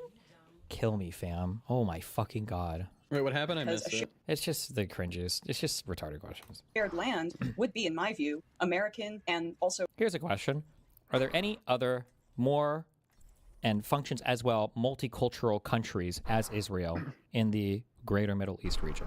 Who would you point to as a successful example of a multicultural state? So the solution that we saw in South Africa that could provide. Isn't this a Nazi talking? Multicultural though. Yeah, isn't this a Nazi talking point? Unironically, kind of. It's like an inverted version of it, where the Nazis believe that the Great Replacement and everything has been forced upon the West by Jews in order to weaken the white man. So we should force it. I don't know. I've never heard the inverse of it. We should force it on them. That is kind of base, but. Be, in my view, American and also the solution that we saw in South Africa that could provide fairness for everybody involved. Yeah. Oh, wow. And it may very well be. You know, there are people who have worked on this issue for far longer than I have. And I always try to check my own bias at the door. I can't possibly understand what it is like to live in the middle of the Middle East. I can't imagine what it's like to have my home stolen from me, to have my family killed. At what point in this interview do you think McMorrow figured out this was a hippies? I mean, I think she came in, she must have known it was going to be pretty rough, because her answers to all these questions are pretty good, I think. And very good. She's a great speaker. She's also doing some very, am I allowed to say, like, female-coded snarky attacks against Emma, which I do appreciate. Oh, she did. Yeah, she did. Yeah. Well, and then this here, like, you know, for me personally, just for me, I like to check my biases at the door. This is very funny. I don't know if they're intentional or not, maybe I think they are, but what it is like to live in the middle of the Middle East. I can't imagine what it's like to have my home stolen from me, to have my family killed. And I want to leave the door open. I think it's important for anybody who holds. Like, why do these people even have these interviews? You can see her typing on the computer, by the way. She's probably trying to tee up her co-host, right? Like the camera is shaking because she's typing on her little keyboard. Like, she's not even listening to any of the answers here. She's like DMing him or whatever. Yeah, she's not even smart enough to engage with the subject matter. Like, well, no, because nobody's here to have a good faith conversation. They're just here to get their talking points out. Blah blah blah. I wonder if this is another DSA printed talking point hit list for these types of interviews. I wish Dems would stop doing it. Please stop doing these. And I want to leave the door open. We should watch the Abdul Al Sayed interview after and see the difference. Oh my god. Who holds the role of a senator as a legislator to check their own bias at the door, be open and objective. And if there is, and I've heard from both the Jewish community and the Arab community that you're right, Emma, a two-state solution has been something that has been attempted for a very long time. We have failed to accomplish that so far. Perhaps a multicultural solution where people are living side by side is a better solution, but I want that to come from the people who live there. It shouldn't be the role of me to assert my views on residents of another country. Yeah, Yep, there it is. I'll move on a little bit, but I think it's just. I want to move on. I just think, oh my I got god. My next question. Hold on. Excuse me, Mooten, shut the fuck up. We need to virtue signal first about how disgusting her lack of empathy is for the Palestinians. You know, to me, it's like Israel, who is the occupying power in this dynamic, and as recognized by international law, does not want a multicultural state. Obviously, that is, you know, when they say like, oh, you guys want to destroy Israel, what they're talking about is a destruction of the apartheid system. What they're talking about is bringing in equality. And so I guess how many Arabs live in Israel again? She should ask him that. By the way, I bet neither of these two know. I want to stay on for a second, like how you could use your leverage as a U.S. senator to stop this violence. Which oh my god, how many Arabs do live in Israel? Isn't it like there's the population of the Israeli country, ignoring the West Bank and the Gaza Strip, are 9 million people. 7 million are Jews. About 2 million are Palestinian Arabs. Oh, okay. Yeah, it's a huge, huge chunk. I'll be honest, I didn't know that at all before I went over to the country, which is kind of crazy. But I guess I haven't gotten to the modern part of my reading yet. But like, yeah, there are more Arabs living in Israel than there are Jews living in every single Muslim country combined times 10. Like, it's not even close. We all agree has to stop, right? Like we mentioned, you draw a distinction between Israel's defensive and offensive weapons infrastructure, and currently support funding for the defensive part of that, like the Iron Dome. I think a lot of people, though, might disagree with that distinction and say that Israel's defensive capabilities enable their offensive capabilities. Like, this new talking point is just so fucking cringe. Like, well, if you give them money, because before it was like, we can't allow them to have offensive weapons. This is horrible. You know, fine, they have the Iron Dome, but we can't give them money to go bomb other people. It's like, well, hold on. If we give them the Iron Dome, well, now they can spend more money on offensive weapons. We didn't get rid of funding for the Iron Dome. Like, pretty soon it's going to be funding for literally fucking everything that's even tangentially related to Israel. Like, no, sure, cut all funding to Israel, but not just that. Then we have to go after companies in the United States that are even trading with people in Israel or even connected in any size, shape, or form with the way to Israel. We have to boycott The Boys because that one actor is a Israeli citizen. It's like, oh my God, bro, get me the fuck out of here. Isn't Israel trying to get off of the U.S. dime anyways? Yeah, they would be happy to hop off our military support shit. And they can go on a fucking rampage. Maybe, I don't know. We'll see what they actually do with that. And say that Israel's defensive capabilities enable their offensive capabilities. Like, whoever printed this stupid fuck, God, I hate this. The Iron Dome allows Israel, one might say, to operate with impunity because they don't face the same threat of retaliation. So what would you say to that? I hear you. As you can imagine, this is a conversation we have every single day in a state like ours, where we have vastly different viewpoints on the right course of action in the Middle East. And it is the job to go in with an open mind and to listen and to make the right, most objective decision that I possibly can. And as I said at the outset, it is... Excuse me? Remember when Morpheus looks at Neo, when Neo's in the room, and Neo's like, I'm not fast enough. And Morpheus is like, do you think you being fast has anything to do with your muscles? Do you think that's area breathing? That's the attitude with the law, okay? Do you think those words mean anything? Do you think those words actually matter? Trump just created a $1.8 billion slush fund to pay off January 6th insurrectionists using your tax dollars. No congressional approval, no oversight, just pure corruption. A slush fund created by a lawless president for his insurrectionist followers. Today, I introduced the New York Anti-Insurrectionist Act. This bill would create a 100% state income tax on any New Yorker who collects from this fund. It's simple. If you're... King? Yeah, let it happen. Hello? King shit? If you're a New Yorker and you take from this illegal slush fund, New York State will tax 100% of it. That's fucking based. Too bad. We're taking it. I'm Alex Boris, New York State legislator running for... You know what I like about this, too, is this creates the patriotic incentive to hit up that slush fund if you feel like you've been illegally prosecuted and try to get money from it, and then you can give it to the wonderful state of New York. True. Take on Trump in D.C. Trump just created... King shit. Is increasingly the view of even Netanyahu himself that he wants to be able to do it on his own and doesn't want to rely on foreign aid. There seems to be a recognition that they are going at everything they possibly can and are losing the support of the world. They're losing the support of Americans. And I will always, my pledge is to always be objective. You know, I am not... Bro! I'm so sorry. Hold on. Just a quick doobie meme. This guy would never survive a day in my life. These guys are so lucky they're not under a fucking spotlight. What the fuck are his answers? I think the question was, would you allow a pedophile to describe anal sex in the presence of a minor? And your answer was, it depends. That wasn't the question, shake my head. I think discussing sex around them is fine in some context. We're talking about primarily high school students right now. They've gone through sex ed. What the fuck? Oh, so he's in the fight right now over that. What? But like, bro, nobody's forcing you to... These are the craziest fucking positions in the universe. Why? So tied to an individual viewpoint that I'm not willing to change my mind when the facts on the ground change. I guess then to that end, why do you support funding to Israel's defense infrastructure? Do you want Palestinians to die? What is, I guess, sort of your positive vision in supporting that policy? You know what I mean? Yeah. Because I don't think anybody should live in fear of being bombed or killed. I would look at how do we support defensive systems for Palestinians? How would we support defensive systems for Lebanese? Should they get an Iron Dome? Oh, should they get an Iron Dome? Oh, she's so smart. Should they get an Iron Dome? Oh, she's like, I got her this one. Home too, the Palestinians? Well, let's talk about that as a conversation. Well, I mean... Oh, deactivated immediately. Bye. The horror of... She didn't like that. Oh, wait, what's wrong? You didn't like that answer?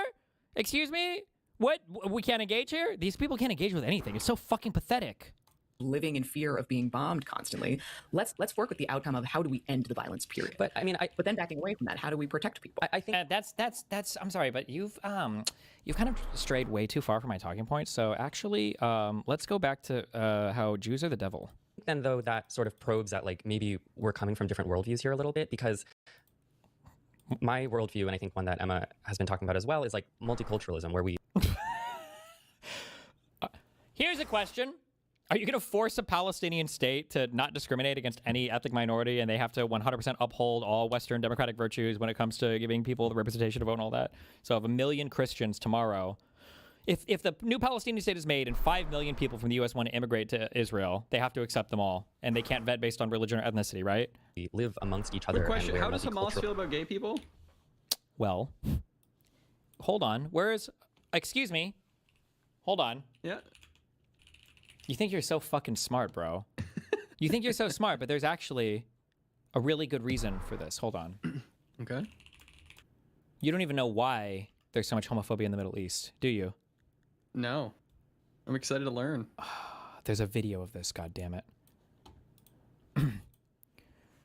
The go be gay in the Middle East shit is extra wild. Yeah, man, a lot of these countries are awful on gay rights. They haven't had a fucking moment where the gays can go out and protest because the American-backed fundamentalists that were the best at killing the popular secular commie-adjacent leadership, and now they run the show. Somewhere there's a Hassan clip where he's like, well, of course they're anti-gays because we keep bombing them. That's the answer, Let me just idiot. say, that's an awesome talking point. They haven't had the chance to protest. There are plenty of, ever since, there are plenty of gay and trans people. By the way, Iran is actually weirdly very pro-trans. They're pro-trans because if they find out you're gay, they force you to chop your dick off and become a woman. I'm not joking. That's why they. I know. But, I'm sure that you probably didn't know that. They're very homophobic, but they are very pro-trans. A lot of cultures are actually very pro-trans, way more than the United States of America. We lead the world on this stuff. Like I don't even know why he would pretend otherwise. Oh, it's because he's a stupid fucking American, or the second worst thing, a Turk. Maybe to a fault at times, like Iran, when they do forcible gender. You look at like Native American. Maybe to a fault at times, like forcible gender reassignments. That's what he was about to say, by the way. American culture, I think it's They're so extremely progressive. popular. Norse culture, I mean, you could say the same thing about Loki, right? It's like the idea of being trans. Oh shit, he's talking to Asmongold here. Wait, yeah, what the fuck? He's talking to Asmongold. When was this? He was talking here, yeah. And is like super, super, super old, like Shiva, right? Another good example.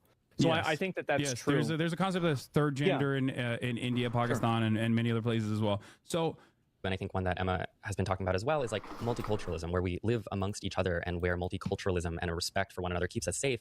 And so like, I don't. I'm so sorry, bro.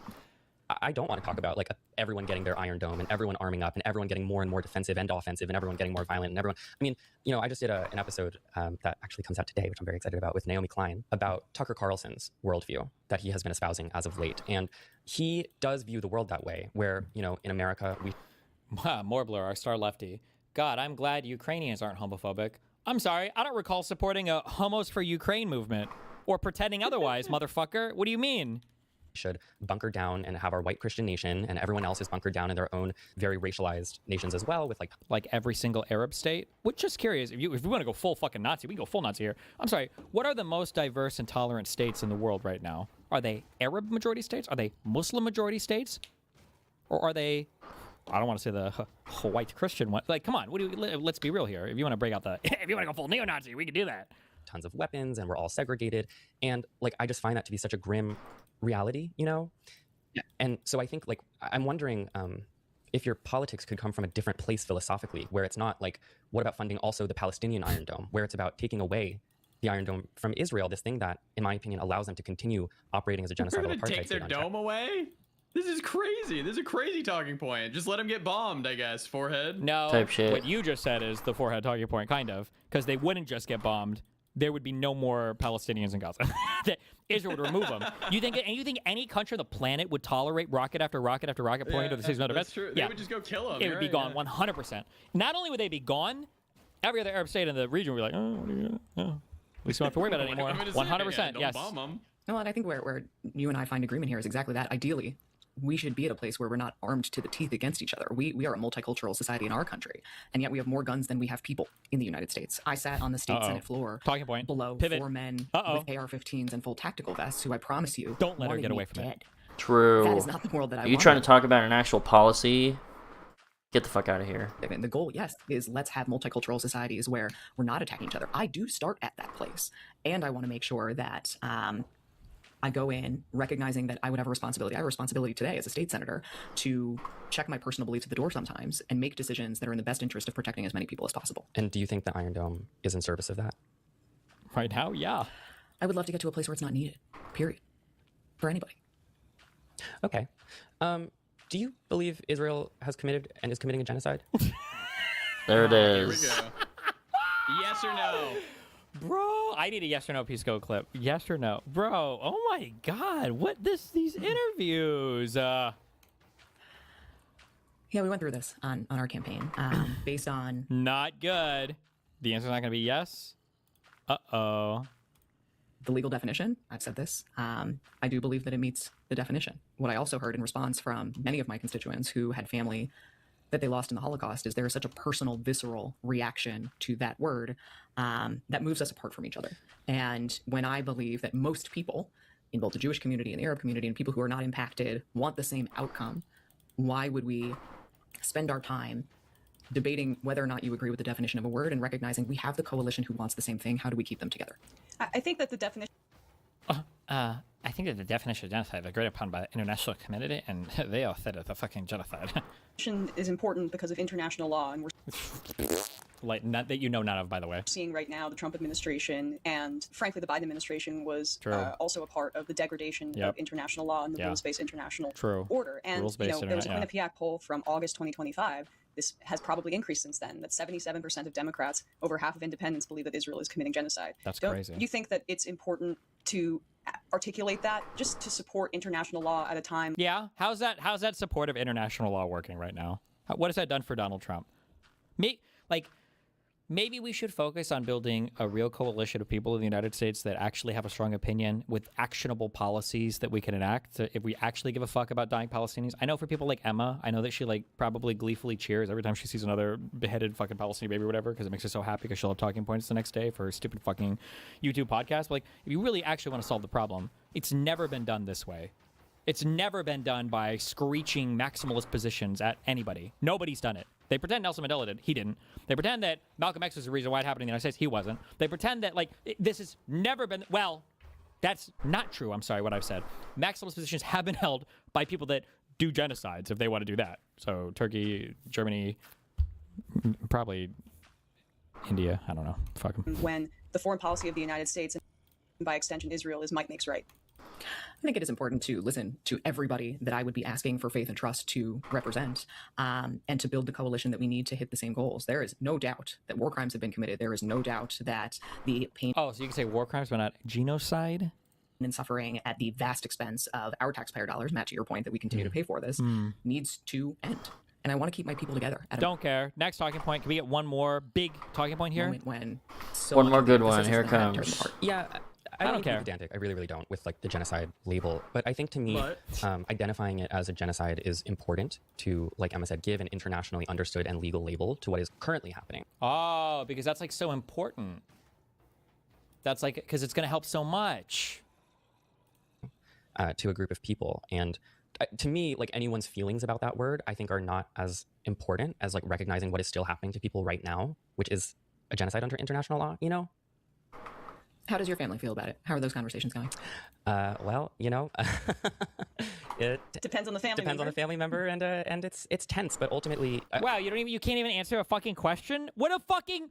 It's so performative. They're such a performative fucking loser. I wish these people would just be honest. They don't give a fuck about anything, and they're just demons. These are Satan-spawned people. What a giggly, happy-go-lucky fucking response for the largest fucking virtue signalers on the fucking internet. Just so you know, if this laugh right here was by McMorrow, the Majority Report would be playing this laugh nonstop. Look at how disgusting it was when we asked how their conversations went interpersonally, and they fucking laughed when we asked that question. Oh my fucking god. It depends on the family depends member. on the family member, and it's tense. But ultimately, I assume you're asking that because I'm Jewish, and you'd be right for that, because it's, especially intergenerationally, it's a tense conversation because people have different levels of Zionist indoctrination and also different sort of proximities to the Holocaust and the timeline. But I think though the difficult conversations that are happening within my family are less important than the reality of what is happening to the Palestinian people. So we've had those same conversations. My husband is Jewish, and though I'm a step removed, there are certainly really, really hard conversations, to your point, among generations within families. I respectfully disagree, and I believe the responsibility of a legislator, somebody who represents, I'm asking for the trust to represent. Turkey didn't commit a genocide. It was the Ottoman Empire. Oh, Ethiopian Hussein. Find me a Turkish person who wants to say that the Ottoman Empire was equally ran by Turks and Arabs. Let me know when you found that person, please. I would love to hear that. 10 million people in a very diverse state that is a purple state that could very easily go to the Republicans. My greatest joy in this job as a legislator is when I get to help people one-on-one and when I get to be a part of their story. And keeping coalitions together is hard work. And I believe we can respect international law, and the ICC, and have a legislator who respects. Emma? Next talking point. Hit her up with the alley-oop, Emma. Come in here. Their stances and understands that in order to move forward to the goal that I think all of us on this call share is to keep a state like mine together and to not let this issue tear people apart. Because if we let it tear us apart, we get Mike Rogers. Trump gets a win. And there is no love lost on the other side of the aisle here with an administration that allowed Benjamin Netanyahu to convince us to go to war with Iran. I think, because we're still in the primary, especially, like I'm pressing, Democrats a little bit more on this because we're not yet really talking about the general. And, you say... Oh, so you're going to press less on this in the general? Funny yeah, joke. let's see. It's more important to keep the coalition together than to sort of fracture over this one issue. But I don't know. I think for me, and I'm not trying to be antagonistic at all, I promise. But I'm not trying to be what? But I don't know. I think for me, and I'm not trying to be antagonistic at all, I promise. But sort of when I look at what a candidate like Dr. Abdullah Sayed is doing around this issue, it doesn't feel like we actually have to abandon dignity and actual justice for Palestinians to keep that coalition together. I mean, like we said at the beginning, you guys are all, neck and neck. Yeah, and I agree with you. I don't think we need to either, and that's not my goal at all. I guess, on this topic, we've exhausted it a little bit, but you also have groups like Amnesty International, Human Rights Watch, and the Israeli organization itself, B'Tselem, calling it a genocide. So I read that out. Human Rights Watch, we've exhausted it a little bit, but you also have groups like Amnesty International, Human Rights Watch, and the Israeli organization itself, B'Tselem, calling it a genocide. So I read that out just because I think the Israeli organization itself, B'Tselem, she doesn't even know what B'Tselem is. B'Tselem is literally founded for like Palestinian rights watch group in Israel. That's not just like a random Israeli. That is like that's like saying even in the United States of America, the U.S. organization, the NAACP, feels like African Americans are being discriminated. Like, do you even know what you're saying? God, I hate how little. I don't care. It's just so performative. It's so fucking gross how little these people know about any fucking thing they're talking about. the Israeli organization itself, B'Tselem, calling it a genocide. So I read that out just because I think that when we're talking about... I'll donate $20 million to your campaign if you ask her right now. Go back in time, Aaron Yeager. Please. You have to ask her, what is B'Tselem? I'm just curious. Just kidding. How to keep a coalition together. The 77% of Democrats that think Israel's committing genocide, the 90% of Democrats that have a negative view of Israel or don't want to send them more money, that would, I would imagine, be the position that would be as unifying as possible, because it appears like this is kind of a consensus opinion now within the Democratic base. I mean, I hear that it's reflective in polls and reading polls and asserting how campaigns should be run based off of polls is not a way that you win in a state like ours. And Matt, I hear that you don't want to talk about polls and morality, both polls and international law and morality. And morality, international law. That's how you win elections in the United States. That's why Donald Trump won the last election. Talking about morality, Trump put out an AI generated video of Gaza being rebuilt with a crazy ad and won the election. Say it.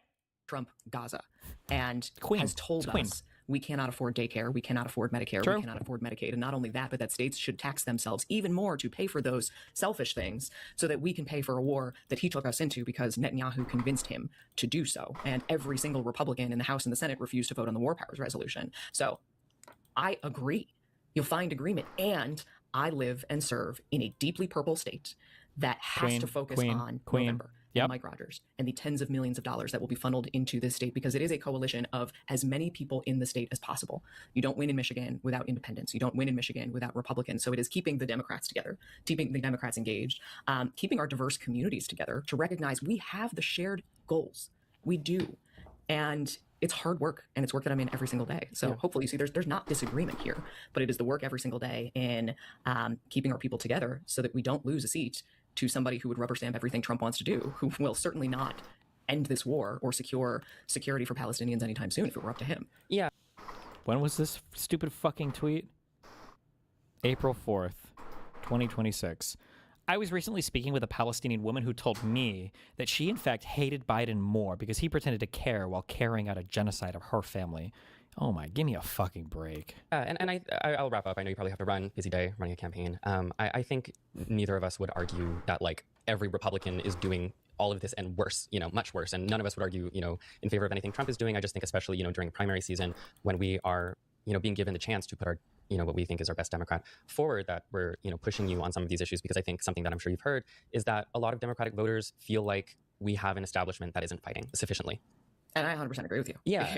This is a party that's not meeting this moment, not only on this issue, but on voting rights, on civil rights, on childcare and healthcare and housing. There's so much at stake here, which is why I'm doing what I can. I believe truly that we built a blueprint in Michigan, in the legislature, when we flipped control of the legislature for the first time in my entire lifetime, that we can take with us to Washington. And build a party that knows how to fight and knows how to win and knows how to actually get things done for people. Totally. And I just want to mention, as a New Yorker, I got to rep my city and, push back on the idea that we have to make these sort of like middle of the road concessions on some of these issues, especially like a humanitarian issue. We had... Because Mamdani won for mayor of New York City? New York City? You think that's a purple city? Hey, come on, bro. Who just won in my city, and 1 in 10 Mamdani voters also voted for Trump. There was a small but mighty MAGA for Mamdani coalition, and you know what? It's confounding, but that's... Oh my fucking god! I guess it's amazing. It's how the world works, and he's someone who really didn't concede on his beliefs on any of these issues. Literally, he did walk back. Remember, globalize the Intifada? He definitely walked back on that one. What do you mean he didn't concede on anything? Walked back on his son too. True. Encourage you to do the same. Mallory, thank you so much for joining today. I really mean it. It's a pleasure to be able to talk to you. Thanks so much. Yeah, likewise. Thank you to you both.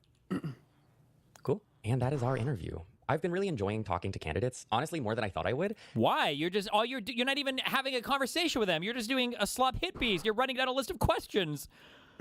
And making these sort of like auxiliary episodes has just been a sort of nice creative outlet for me, in addition to like the conceptual episodes we make over here. I want to thank Mallory again for coming on and giving us her time, especially given that she probably knew we'd disagree on some things.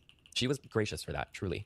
And I owe it to you, the listener, to say that I struggle to make sense of some of what Mallory McMorrow put forth here, particularly as it pertains to the funding of Israel's defense infrastructure. She initially defended that policy by saying it's what keeps people safe. But I don't know. Does it? I think it keeps one group of people safe. I can't watch this. They're reading a script. You see they're reading a script, right? Yeah. Look at their eye. They're just reading a script. They don't even care. Yeah. They don't even give a fuck about this issue. Particularly as it pertains to the funding of Israel's defense infrastructure. She initially defended that policy by saying it's what keeps people safe. But I don't know. Does it? I think it keeps one group of people They can't even read the whole script at the same, and they have to do a jump cut. While enabling the ongoing violent oppression of another group of people. But toward the end of the conversation, she backed away from defending that policy on its merits, instead saying, sometimes we as politicians must put our personal beliefs aside for the sake of building a larger coalition. And okay, but as Emma said, there's tons of emerging data that shows continued aid to Israel is no longer a popular position in the Democratic Party. To which Mallory said that she isn't running a campaign on polling data. Fair enough. But if you're not running on polling data, and you're also not running on morality off of your belief system, what are you running then on? I struggle to make sense of where exactly these policy positions are coming from. And to me, it's this opaqueness in decision-making that is the frustrating thing about the Democratic establishment, which Mallory claims to be breaking from. Anyway, that's my show. Hope you liked it. Hope you enjoyed being here on an... We didn't. It was trash. Emma Vigeland corners Mallory McMorrow on single-payer healthcare. But you gotta bring up the fucking Abdul thing, too. I do you support... This is the thing. Do you see how they're doing the funnel? This is what I'm talking about. You do the interview, you get the talking points, then you run it through your medium, the medium part for the media, or whatever, the reactions to it. Now, she's lucky because she gets to react to her own interview, and then all the talking points are going to be there for social media, and then you'll see these talking points used to attack McMorrow that all of the El Sayed supporters are going to be using for the next, couple weeks until the next interview cycle. For funding to Israel's defense infrastructure. The problem with an Iron Dome for the Palestinians would be the tanks and that would come in the invading military. But be that as it may, I'm calling for an Iron Dome for the Palestinians. Maybe even higher than that on that scale would be I'm not going to vote for anything, for any authorization of military spending that doesn't provide that. Yeah. Then you're calling for it. It would be less than that, right? You're not voting for it. And then you are having a conversation about calling for it. Yes. And then you have just a conversation not involving the vote. And She really thinks she cooked in this interview. She sounded like she was a high school student doing an interview. That's what she sounded like. Like, I have to do an interview. I'm going to write down the questions I'm going to ask the interviewer or the interviewee. And she really thinks she cooked. then you have, let's talk about having the conversation. Yes, I love when Matt goes, well, I mean, Iron Dome's for everybody, apparently for Iran as well. Yeah, so. I mean, our military industrial contractors will like that. Yes. Fix. And we did end up playing, which was kind of state level, so you can't lose your healthcare with a pre-existing condition. She's not even in the clips they're playing. Look, she's you can see when somebody's typing on a laptop because the camera shakes because it's all one thing. Senate, I have led on efforts to codify the Affordable Care Act on the state level, so you can't lose your healthcare with a pre-existing condition. We repealed our 1931 abortion. I should just say, there is one healthcare system that has been cut by RFK Jr. and Donald Trump and the Republicans, and that is the Affordable Care Act. The Affordable Care Act subsidies were rolled back, and the expansion on the Medicaid. Like, if you wanted to develop something that was protected from two politicians being in charge of it, it wasn't Obamacare, because all they had to do was cut back on subsidies to private health insurance, because it's so narrowly tailored that you don't have the widespread revulsion that would come if everybody in the country was like, I'm on Medicare, instead of just everybody over the age of 65. I'm on Medicare. Yeah. And they oh my mess with God, this is like your kid made a dog shit argument. You brought your dad to beat the other kid. my Medicare. That's the point. That's why they don't want it to be. Wow, maybe you should have done the interview instead of letting this fucking moron do it then. Everybody, not just to have health insurance, but everybody on the same program and in the same sort of playing field. Understand where you're coming from. This is an administration that has slashed access to mifepristone. This is an administration who... Okay, she clipped that. There wasn't somebody like us going to her speech and clipping it. They clipped that section and put it up on Twitter themselves. Yep. Wait, what? Going to her speech and clipping it. Okay, she clipped that. There wasn't somebody like us going to her speech and clipping it. They clipped that section and put it up on Twitter themselves. Yep. Okay. Well, it sounds like what she's saying is, you got no sense of humor, Emma. You didn't get the joke, it's fine. Listen. I honestly, I forgot that's how she answered it, because I haven't seen this since, we recorded it on Friday. Well, it's because you weren't paying attention. Friday, but yeah. That is stunning. Live and learn talking about the interview. Why would I want to listen to Pisco defend the two dipshits interviewing him the entire time and about how based it is to constantly ask questions about Israel-Palestine because it's the most important thing to virtue signal on. We'll watch this one tomorrow. I have a meeting in 15 minutes. But, oh, fuck. I'm not going to get triggered by this. Interview. For example, did you guys all watch that interview with Matt and Emma? No. It was not as like... You know his name now, right? You don't just call him the gay guy? Matt Berenstein, I think his name is. Matt Berenstein and Emma Bigland. The tone wasn't super aggressive, but the subtext was. Like, they were definitely kind of dripping with contempt. And I just, like, in that kind of spot, I wonder if McMorrow understood that she was walking into an interview with, two people who probably, think that she supports genocide and whatever else thing they're going with. Same with Slotkin. I'm not sure if she was aware of the venue that she was walking into on Breaking Points. And, it's not that they should never do these kinds of interviews, but maybe we're strengthening the point. But well, I think there's something there, but I want to reject the framing that this is about the insurgent left or the populist left versus the insider left or the more normal left, because the people who are frustrated with Ken Martin the most are people who are like state chairs and are people the insider left or the more normal left, because the people who are frustrated with Ken Martin the most are people who are like state chairs and are people who are inside the DNC and are people who I don't think can be classified as like... Doesn't matter. The frustrations are totally different. They're a totally different set of frustrations. And to pretend like it's the same is not true. I think people are frustrated at Ken Martin for the lack of leadership, for kind of how disappointing the autopsy was, for how disappointing... literally everything surrounding it, his statements about it a long time ago. But I don't know if party leaders are... In fact, I don't believe that people in the Democratic Party actually are frustrated with Ken Martin. Now, maybe they are, and I've just missed this over the past couple of weeks, but the last time I saw articles about it, it was always just like an anonymous person said, reportedly anonymous people whatever. But like, I don't see that anywhere. I haven't seen it like in any solidified form. Like hater of Dems. These are the pod safe people. These are, New York Times type people. So I don't really... The pod safe people. Oh my God. Think that the criticisms of Ken Martin can all be dialed into awareness about how bad faith some lefties are. No, that's right. But but the initial major grievance, I would say, was driven by the insurgent left with the Gaza narrative. Yep. And I would say the pod safe guys are aligned with them. But you're right. The state party, correct. That's the state correct. Democrats have been... What? The Obama guy? You know how long ago Obama was president? 10 years. It's gone. We're done with Obama. Jesus Christ. I'm the types. Yeah, definitely. At this point, I'm not saying they're like tankies or whatever, but I think that speculate. That's like just most of the Democratic Party, Hutch. That's most of the Democrats. No, it's not. God, I hate this show. Live and learn. Get me out of here. Okay, Jesus fuck. I can't. I'm gonna get too triggered watching these fucking retards run cover for this fucking tankies. Okay. Wait, have you ever seen the Emma Vigilant Africa thing? Not to my knowledge. Do you remember when the Cleopatra thing happened and there were a bunch of conservatives that were mad that Cleopatra was played by Oh, yep. Yeah. The notion that Cleopatra was black is silly. I mean, again, you're allowed to do this in Hollywood because, of course, the only thing that matters is our weird, parochially American perception of what race matters. It's super, super strange. By the way, we actually have sculptures of Cleopatra. It's not as though there's like nothing to indicate what Cleopatra looked like. There's a Roman sculpture of Cleopatra from like the mid-1st century. First of all, it's the left that's being parochial. Not the guy that can't go on a map and see which continent is Egypt on. Ben. Facts over feelings. Ben Shapiro doesn't understand that, it's like, the north of Africa.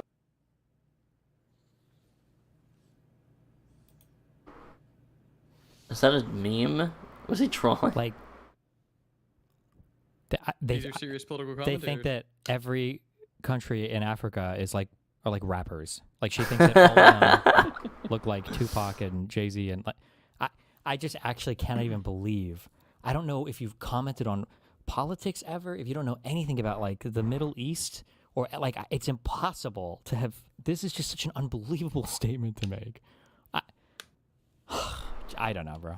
I will always hate her. It's for all cooked, man. Everything relating to this, yeah. And everything. Get me out of here. Hey. Hi. Hey, so are you aware of the context of this interview? The McMorrow one?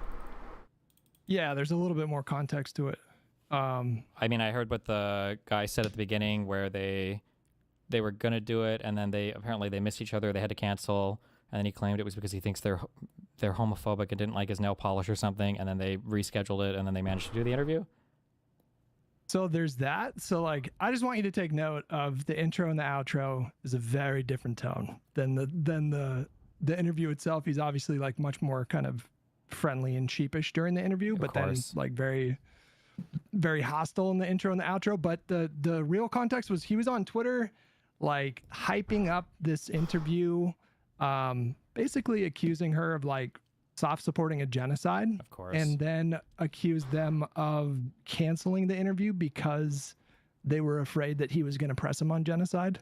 Okay. So it's just a little extra context that makes the whole thing a lot more funny. But I just agree. take note of the contrast of the tone. We already finished it. We were gonna watch the El Sayed one tomorrow just for memes. But like one thing to take note when you're watching these interviews, I don't know if you've noticed this or not, but like first of all, these people have no knowledge whatsoever related to Israel-Palestine or related to Medicare for all or anything. They don't know anything about it, and you can tell because when they're running down their like hit piece list of questions, notice that they don't do a single follow-up or engage with McMorrow on anything she says. It's just like they ask a question, she gives sometimes a decently well thought out answer even, and then they just go to the next one and say, okay, moving on, and that's it. They can't actually have like a back and forth engagement on literally anything being said besides like the maximalist positions that they have, and that's it. Yeah. It's really, really, really embarrassing. It should be fucking humiliating if you're in media and you get the opportunity to interview people that could be, you know, senators, and like this is the quality of conversation that you're capable of having. It's insane to me. It's not even like interviews. It's just like, I don't know. It's a hit piece list of exactly. Yeah, but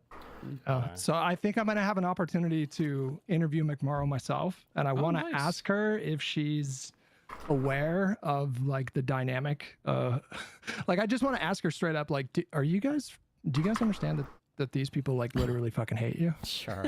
I think a really good question, if you have the opportunity to talk to her, I think a really good question is how do you balance out like the online presence that lib left people are trying to have in purple districts with the further left media apparatus that exists online, because she has to win elections in Michigan, right? So like, but she's not giving an interview in Michigan. She's giving an interview to an online audience that might be from across the country that has much different positions than, you know, what she has to represent in her state. So how do they pick those interviews? What's her strategy for approaching those interviews? Like, I'd be really interested to hear her walk through that, because especially like when you have people, the two interviewers, Emma's just such a fucking idiot. She's so stupid. I don't know where that $50,000 a year for her fucking grade school education went towards, because she didn't learn a fucking thing. Like their inability to engage on any part of that just drove me crazy. Yeah, that would be the grown-up way of asking the question. I'll probably sure. Yeah, like, sorry. Yeah, dude, you know, be mature about it. But yeah, no, you're hitting on the same kind of thing that I'm curious about, because I just don't know if they have, like, my theory is that they need to hire more Zoomers. You know, like I thought she handled herself really well. She definitely did. Yeah. Yeah, the campaigns definitely need. I don't know how many like Zoomer staff they have that are aware of the vitriol, like the level of the vitriol. Like I have a sense that the candidates probably, you know, understand that there's some hostility from like the insurgent populist left, but don't know if they know how deep it goes. And it kind of reminds. Whoa! I just decided to enter on a whim, basically, and. Shut up. I'm gonna stop streaming. I'm gonna go eat food. Goodbye. Have fun.